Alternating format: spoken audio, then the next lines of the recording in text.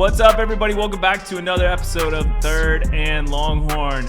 We have a very special episode today. But before we get into that, I know we had something we wanted to talk about.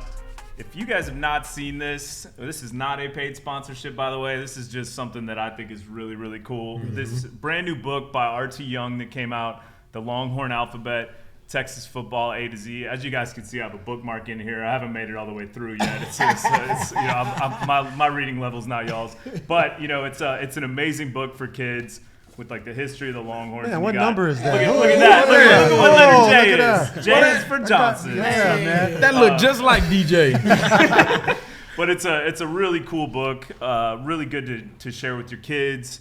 And he gave us the best quote about this. If you have a divided household, like, this is the way you win, right? Like, you get this in your kid's hand early, let them understand who Derrick Johnson is, Ricky Williams, Vince Young, everybody, and take care of business. So if you're looking for this, you can get it at the University Co-op, as well as Sue Patrick and a few other places, and I think it's going to a lot more places, and I believe it's available online as well. But get out there and check this out. This is super cool. We love supporting stuff like this. Absolutely, and I got to add to that. I mean, I got a lot of kiddos from bigs to littles. And, how many you got, Derrick? I know, I have 6, so I have 6 of those. Starting 5 with a bench. But just, I'm big into literacy at the end of the day. Kids having more confidence, and what better way to practice their reading, talking about younger kids, and being able to give them the rich history of Texas football from older players, former players, and current players now. So it's pretty cool. Love that. Great stuff. Check it out. Longhorn Football, the Longhorn Alphabet, Texas Football A to Z. Get it now. All right, now we got that done. Mm-hmm. We have a very special guest today who is also making his second appearance. We're finally getting people to come twice. But ladies and gentlemen, David Gbenda. David, welcome back. Glad to be back. We're excited to have you. Well, we can't ask how did you get to Texas or why are you coming back to Texas, because all these are off the table. But obviously it's been a big couple months for you getting ready for the NFL draft. And can you take us through Pro Day and how you think things went and just your overall synopsis of that? Man, Pro Day was a blessing. It was just fun to go back and amazing to be a part of, from seeing my previous teammates go through that process. But I'm really thankful for that opportunity, and I feel like it really went well. And I'm thankful to God just to have the opportunity to perform like I did. I love that. DJ, give us your thoughts on David's performance at Pro Day. I thought he handled himself well. David is a type of person that he's super motivated. This is kind of a rhetorical question I asked him. You would ask David, are you hungry or just do you want something to eat? And David is hungry. Like, for real. That's for real. And that's who he is. When he's out there, it doesn't matter. You got fans out there, you got media, whatnot, all these scouts. But David's like, this is who I am. I'm going to work hard. I'm going to outwork everybody. If I don't do it perfectly, I'll do it again. And that's just the guy he is. And the NFL is going to get a special player, not just physically, because he works hard, but mentally he's super, super tough. So, and you can tell by his career at the University of Texas, man. I got a question to ask you. All that motivation, all that being the hardest worker on the team and all that, are you conscious and aware of others watching you while you do that, or is you just have one speed? I would say it's a little bit of both. I do have one speed, but at the same time, coming back, I knew it wasn't just about me. It was about leading others as well, and understanding younger guys, they don't really understand it and know really what to do and how to go about it. So I just wanted to be just an example and not to be the voice that everyone has to hear, just sort of the guy like, oh, snap, this is how we do it. I don't have to lead and make a big example out of it. It's just, this is what you're seeing. This is what you're seeing on the leaderboards. This is what you're seeing in the game. So there's not much to be said. Because people can see. People can see better than they can hear. So when you working, if you ain't working, David's gonna run past you. You're gonna be like, okay, I gotta pick it up. So I get that. I get that. The leadership was also on display with how well the defense played. You were a big part of that. There was I feel like a transformation happened on that defense. I mean, you guys had one of the best defenses in the history of Texas football. What was the biggest difference from a 1 year to the next, and you guys becoming an elite defense last season? What was the biggest change from one year to the next? I would say we had a little transition in coaching, but also the mentality about it, because obviously we had two guys up front who did an amazing job in Sweat and Murphy. They did an amazing job, and we had guys previously there as well who did an amazing job. But we also set a standard for ourselves, but it wasn't just about just setting that standard and, okay, we're here. We understood going into the SEC that there was a lot of question marks, a lot of people doubting us and the type of ball that's going to be played, and we knew that we're going to have to step it up a notch and just understand that everything we do, how we prepare, how we take the field, how we attack the ball, just how we do everything is going to be watched. And we wanted to let it be known that Texas wasn't just a school that was just going to walk into the SEC and sort of make it. We wanted to establish ourselves and let the world know that we aren't just coming here to do some publicity. We're here to take over the SEC and establish our dominance. Give me a little insight in preparation for what you were able to experience a week ago last Tuesday for Texas's Pro Day, right? You obviously, I don't want to bring up bad memories, but after the loss in the semifinals, what was that timeline like before you went off to train? Where did you train at? How did you prepare yourself physically and mentally to get your body right and go through that process of saying, hey, this is what my next step is. This is what I have to do in order to get the opportunity that I'm looking to achieve. You're all good. That Ohio State game, that was a hard Great interception. That was a hard one. I mean, it don't even matter. We're not gonna talk about it. Yeah, it's whatever. But we realistically only had like a week. I gave myself like a little week, then got all my stuff together, went down to Dallas, Frisco area, started training at Sports Academy to work on just all the little things in terms of L-cone, 3-cone, broad, 40, just all that. And it was a grind. It was just like how I sort of tackled just football in general, day to day. It was early wake up and just day in and day out recovery as well.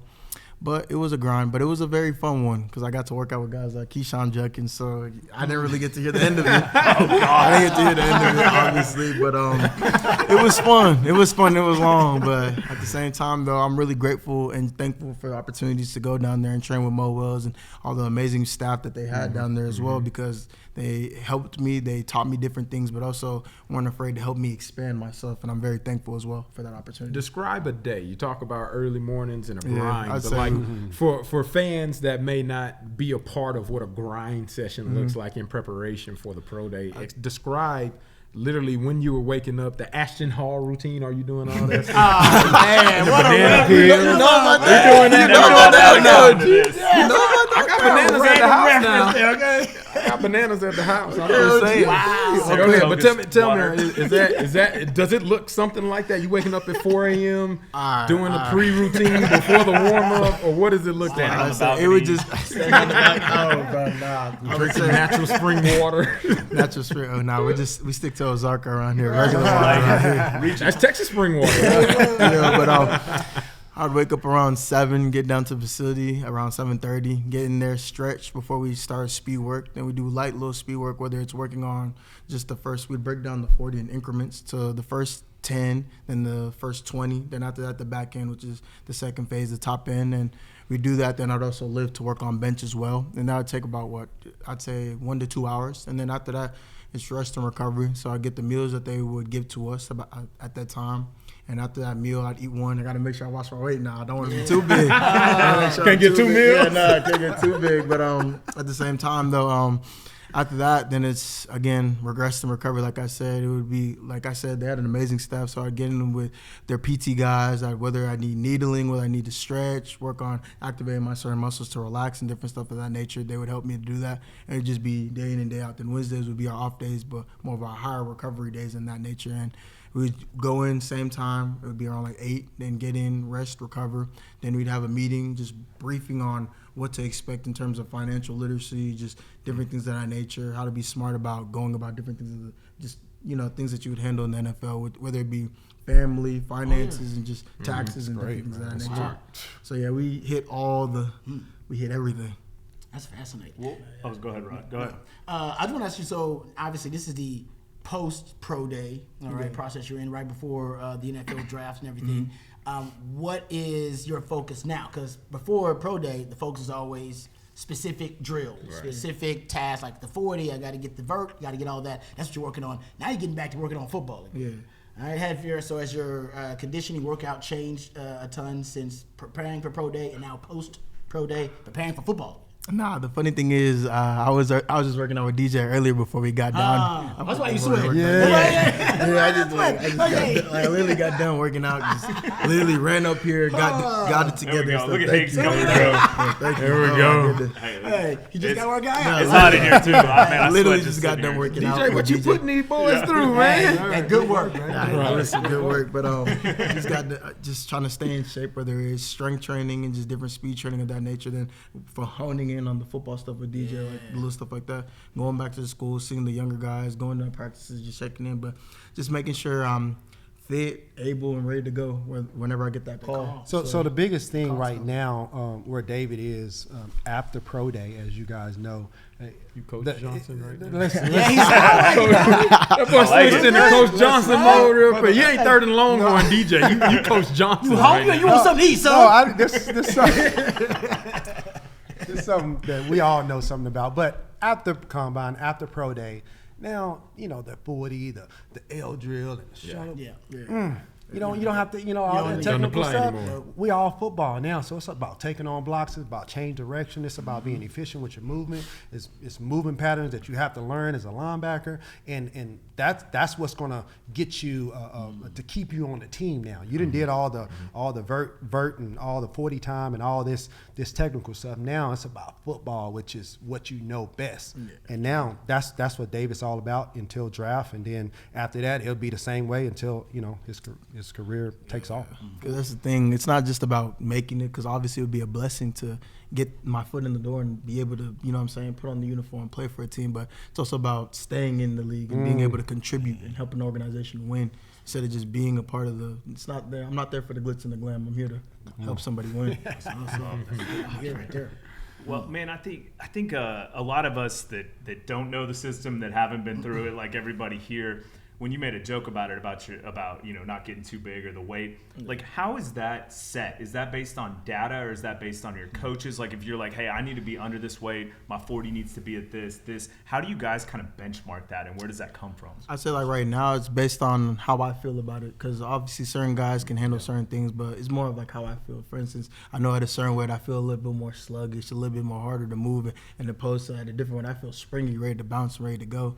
And so it's just sort of gauging and knowing yourself and understanding how you've been throughout the training process. I've been at UT for a while, so I've done it a while. Yeah. So I understand like, okay, this is what I'm comfortable with as opposed to what I'm not comfortable with. So that's just how I gauge it as well. That makes sense. Interesting. Yeah. What part of your game have you improved on the most since you became a player at Texas? And I know you probably got a little bit of feedback about your game, and I'm sure you have your own kind of self-scouting you've done about your game. Where do you think you need to go? What do you think the areas that you have to improve on, going to the next level? Okay, I'm going to sound a little bit like Coach Johnson. Coach Johnson, baby. I'm going to just be honest. I've improved a little bit in just terms of fundamental work and just understanding different schemes of that nature to be able to make plays and trusting myself more. But also I do need to improve in just obviously more film work. I need to be able to anticipate a little faster. I need to keep better pad level at times, because when I have better pad level and better footwork, I do make the plays that I do need to make. And then also it's just getting more comfortable and just making bigger plays, because obviously I'm capable of doing it, but at the same time with the anticipation and the footwork that's sort of I implement to that, I'll be able to do everything I can and want to do. By the way, everything he just said, keep that mindset, because that's going to be every year. Okay. That's going to be every year. That's how you get better. That's how you stay in the league. Okay. You left Texas better than you found it. When you first got here, and you've been through some ups and downs. And what will you miss most about being a Texas Longhorn football player? Now that it's over, and you're changing the chapter, what will you miss the most?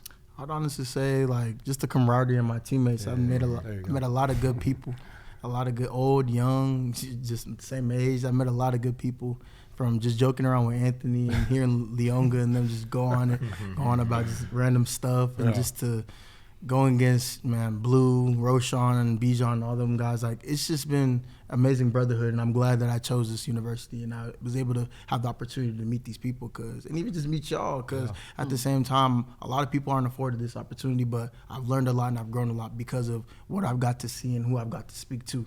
Well, and he's one of those guys, too, that when you think about some of the big plays that David made, there's some of the bigger defensive 33 plays right in the middle. the last few years. Like, that's had some Game game-changing defining moments. right. Yeah, and so I think you definitely left this place better than you found it. I think we appreciate everything you did here. Nah, man, thank you. Speaking of those big plays, you got a favorite play? It could be, a play involving you or a play involving somebody else. I mean, there's a lot. No, do the selfish one. You first. just I agree. Yeah, what's your favorite play that you made? I've seen a lot of crazy stuff. Yeah. What's your favorite play you made? I said my favorite play. I'd have to start off with Alabama. That sack I had against Jalen Milroe. That's the first one I think of. Man. That was That was so cold. That was pretty fun. Yeah, that was really fun, and I'd say it was my first real introduction to the SEC environment, playing in big games. Because growing up, that's what I grew up watching. I grew up watching the Georgia versus Alabama, the LSU versus Alabama, just games like that. Are like, oh snap! Like it's a heavyweight battle, and then from watching it to being a part of it and sort of changing the narrative on Texas to go into Tuscaloosa and be one of the last teams to beat Nick Saban was. I mean, a lot of people don't really talk about that, but to me that's big because I grew up watching and sort of looking up to Nick Saban. Like, he's the epitome of coaching, you know what I'm saying? He set the standard and he's built a dynasty at Alabama. So for me to be able to do that was pretty big and it was pretty fun. And I played Jalen Milroe before, and just to be able to see him grow into the player he's become to now till he's leading the Alabama charge and he's one of the best quarterbacks of college football. I was impressed, and it was just fun to me, and it allowed me to realize that I'm capable of doing this, and I'm here to help the team win. That's one of them. And I'd say, I guess Arizona State, that one was pretty fun. Down in the red zone, that was pretty fun. Like DJ said, half the time I'm just out there playing football. Like, I'm just and that game was, I'm gonna be honest with y'all, because like it's over with, bro. My stomach was all over the places. I'm looking left, I'm looking right. I'm like, hold on, bro. Like, I wanna do this. I wanna go all the way. Like, why is this a game? I remember I'm on the sideline, like, all right, we got the kick. Oh wait. Oh, we didn't. Oh snap! I said, okay. I looked and I just said, okay, we're good. Don't even flinch, no nothing. Put your helmet on. Let's get to work. There you go. And then they're getting in the red zone. I'm like, all right, it don't matter. Like, just give me. I'm like, hey coach, like, I'm over here bouncing. Like, get me in. Come on, let's go. Get me in. Like, we need to stop this now. Let's get out this position. Let's get the ball back to offense. And to be able to contribute, like you said, it wasn't really about what I did. It was more like helping the team win in the big moments. Because again, I wanted to lead the university better than I came. So that was a pretty fun time. And I didn't even realize like what I was doing. Half the time I was just like playing unconscious. That's what it is. Playing unconscious right there. From your success here at the University of Texas, everybody has position coaches, and we are very fond of our position coaches. Yeah. You had a change at position coach. Coach Choate was super great. I've been around him. I know what he's all about. So that was great. Coach Johnny Nansen coming in. How has he helped you your last year at the University of Texas? Man, I've seen him. He's a very fiery guy and a little different from Choate. Yeah. But I tell you what, man, he has really came about and brought some value to this defense. Coach Sark's done a great job by bringing great coaches here. Talk about Coach Nansen. Like he first started off with, he's a fiery dude. He's very passionate, but he's also big on the little things that I really need to hone in on. Also talked about, because the little plays add up to the big thing. Yeah. So for me, it wasn't about always the big play coming in. For him, it was about, all right, did you align? Did you assign? Did you see it correctly? Where are your eyes? Where are your footwork? And he challenged me. And that's the one thing I really loved and embraced about him. He was very challenging. One day was never, okay, you made it. It was always, what'd you do here? Why'd you do this? What are you looking at here? I mean, I made a play. No, what did you do here? You can't have mistakes here. And the thing about it is he loved us and he embraced us, and it was like he gave us all to just helping us all improve. And like I said, he brought a lot of energy and fire to the defense, and he also brought up a new standard of defense, because like you said earlier, yeah, we did something amazing, but at the same time, there was always things we could improve in terms of effort to the ball, in terms of communication.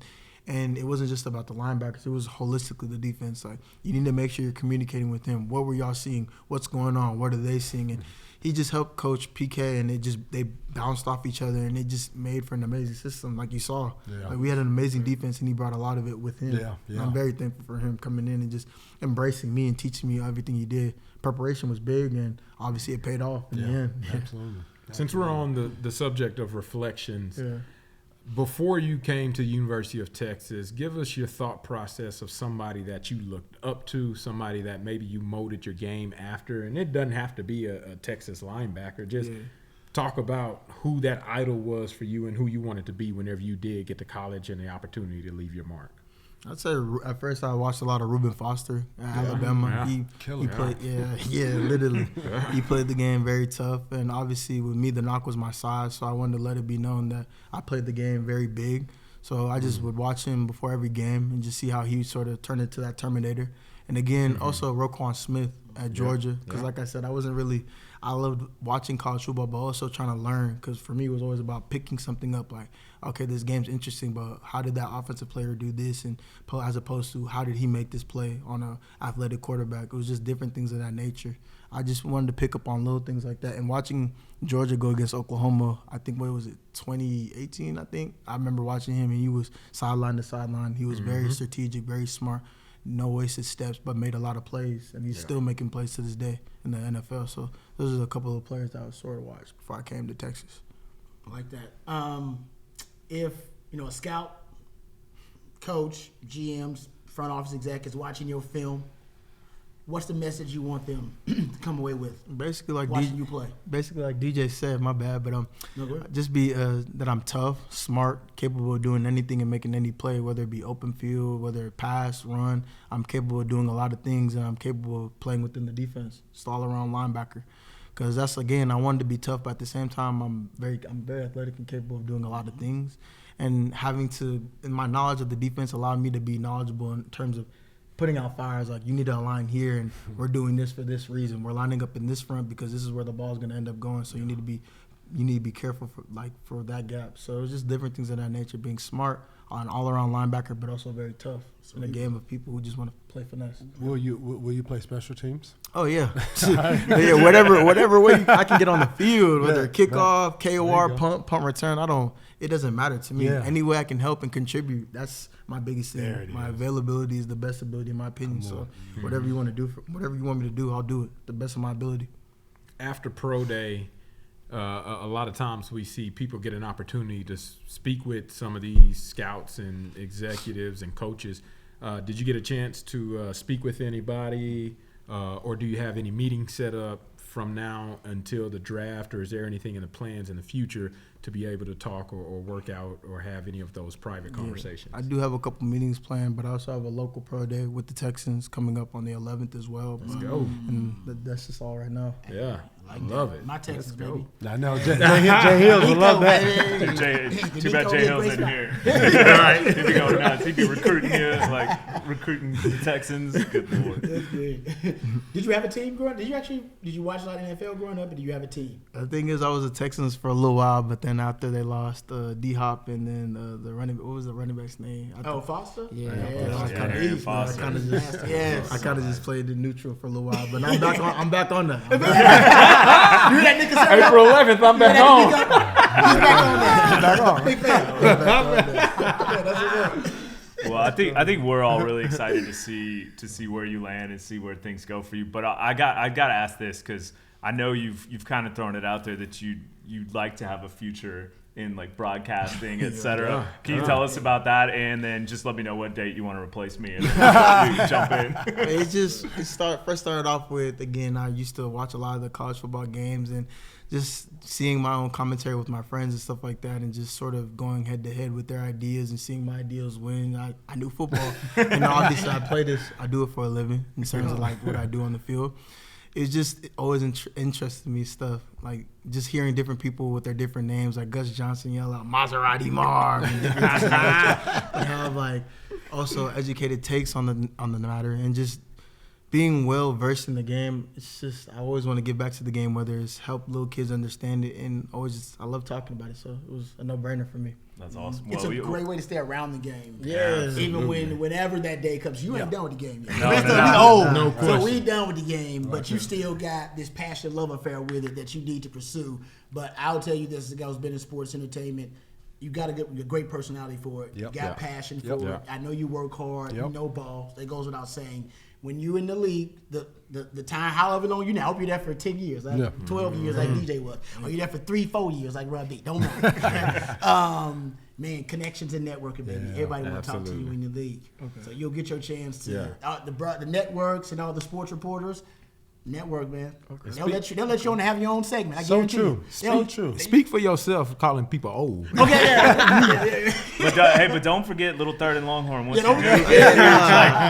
like a post game show or something like that, you need to come on your week off. This is my second time here. You can always get that love here. It's true. That's what's up. You're tied with Taft for most appearances. Record has been tied. David, is there before we wrap up, is there anything that you would want to ask, any advice from any of us, honestly, just as you take this next step that really a step closer to your dreams? I'm sure you were a little kid and saying you want to, that's kind of cool that's about to happen, speaking things into existence. But there anything that maybe we can give you a word or two that will help you to just be better and help you to be more successful? I would say, what was the biggest adjustment for y'all coming from the college locker room to the NFL locker room and just sort of being able to have a long career in those different organizations? Because I know it's different for different people, and organizations have different wants, different needs, and just different rules of that nature. Well, for me, the biggest thing with the NFL is when you go, it is a business. Super business. You're going to have a camaraderie. You're going to come together because, every team is different every year. But you got people in the league that have been there for 10 years, have a family with 6 kids or whatnot. then you have people that are in there and, single and they're young or whatever and, they're not married. So meaning y'all would get close at the facility, maybe not so much outside the facility, so don't expect so much. Maybe with your position group, find that person that you can look up to as a linebacker. But what will help you the most on the football field is learning that freaking playbook, man. Because personally, when I first got to the NFL, my first preseason game, when I watched the film, literally, I can remember now watching. I was playing against the Vikings because we were close to them or whatever. That first game, I looked at that film and I wasn't embarrassed, but I was just like, that is not me because I am not moving. The biggest deal was I didn't know what was going on. It was, they got this gap and they calling these checks and I'm like, what? And I'm just looking around like, man, what's? But all that goodness you got, that physical ability, when you're clear here, you can move side to side and you can show it quicker. I'm not saying it's going to be super easy, but learn the playbook so you can know exactly what to do so you're not just too much stuff is not going through your head when you're lining up, especially a young player. You got to know that playbook fast. For me, my draft path was very different. I didn't even get drafted. So the path to the NFL in and of itself looks different from person to person, player to player. So I want to start with that. Whatever your draft process and NFL route looks like, it's for you and only you, and you will be able to share and attest to that. But know the hard work that you putting in, those have been daily deposits that you will be able to pull from whenever the time comes. So keep doing what you're doing because I've already seen you make those deposits. It will pay off whenever the time comes for that opportunity. From the locker room perspective, the camaraderie, like DJ mentioned, it is completely different. It is completely different. But at the same time, what you have to continue to maintain is your true identity. Don't go in there and try to be somebody that you're not. Don't go in there and try to act like one thing that you haven't necessarily been, right? The reason why you got to University of Texas was because you're David Gbenda. The reason why you're in this opportunity to compete and perform at Pro Day and have over 170 tackles and multiple interceptions, TFLs, was because you're David Gbenda. Nobody else can be David Gbenda. The reason why you're going to Houston on April 11th, it's because you're David Gbenda, not nobody else, right? So continue to be yourself and have the confidence knowing, hey, this team, they sought me out. So they want something from me, and only I can give them that. So double down on that and then let them know, hey, you looking in the right place because I am the guy that you're looking for. So continue to do that. And then the third thing, I would say, like he said, like know the playbook, attach yourself to a vet. We had Adrian Phillips on, and he mentioned how whenever he first got to San Diego, he was right next, tied at the hip to Eric Weddle, E-Dub. That's what we used to call him.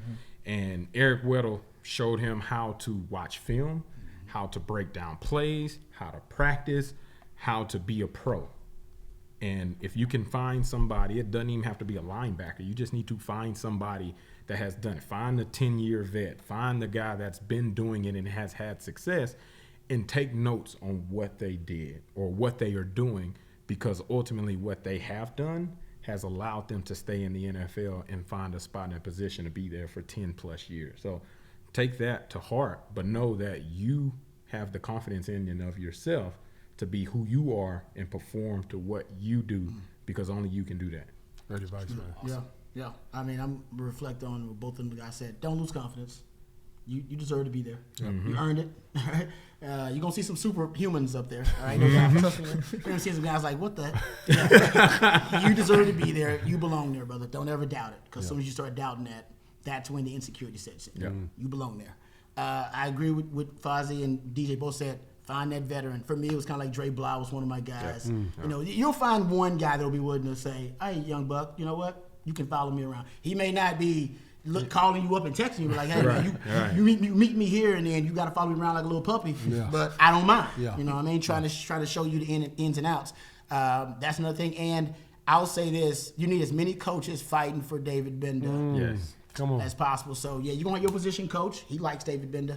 But it wouldn't hurt to have a strength and conditioning coach like you too. So you got to spend time in there, get in there early, come after that, after practice, go back in there. Trust me, he'll notice and go, man, David Gbenda's in here all the time. I don't know what y'all talking about, man. That dude worked hard. I like this young man, you know what I mean? And then it helps to have, it helps to. Special teams coach. Hey, I like him too, man. He on all my teams. So, you know, be accessible there, you know what I mean? And be there. It helps when you're the Detroit Lions. I know they wanted to cut me earlier than they did. I was always there. Dude. They cut me when I was actually in Houston. So they couldn't cut me because I'm always there. I was always up there, but when nobody else was up there, and I stayed with them the longest. I didn't have a illustrious NFL career or anything. It's a mid-round pick. Had a cup of coffee, but man, be there. You know what I mean? And be there, watching film. Be in that film. The coaches will notice. They'll go, man, he's working hard. And I like his attitude. I like his work ethic. Man, he's my guy. And those coaches, they go to other teams. And, That's the biggest part. Yes, they go to other teams, and they talk to other teams. They talk to other coaches like, man, I like to do. We ain't got the numbers, but I'm telling you, you should bring on Gbenda, man. He's a good guy. And you'll be surprised, man, how that word gets out about your reputation.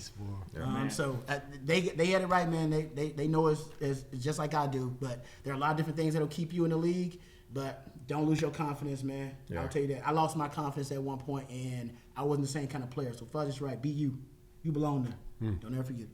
Man, this is the best part of the show, man. Seriously, I feel like I'm watching like on this side of it, and like that. I mean, props to y'all, and I don't know, man. I'm excited to watch it. I'm not going to give anybody. But you got to share, right? What you got to share, Nick? Fifth for Nick. I can take it from the work side, but we don't need to get there yet because you got football right now. So no, man. But that's awesome. Like I love watching stuff like that, and I think it's incredible. But David, do you have any other questions for the guys or anything else? That was really good. Thank you so much. And whatever you need, anything from us. I know you're training with Coach DJ. Coach Johnson. Hey, I got lots of platforms. Whenever you are done, you holler at your boy, man. That's what's up. You come on me anytime, bro. Already. That's what's up. Absolutely. You text me anytime you need me, baby. Always. Anybody else got anything else before we get out of here? No, this is great. Well, David, thank you so much, man. We're excited. I'm so excited to see where things end up for you. And man, Texas. You've been a blessing for this school, and we just love hanging out with you, man. So appreciate you, and welcome.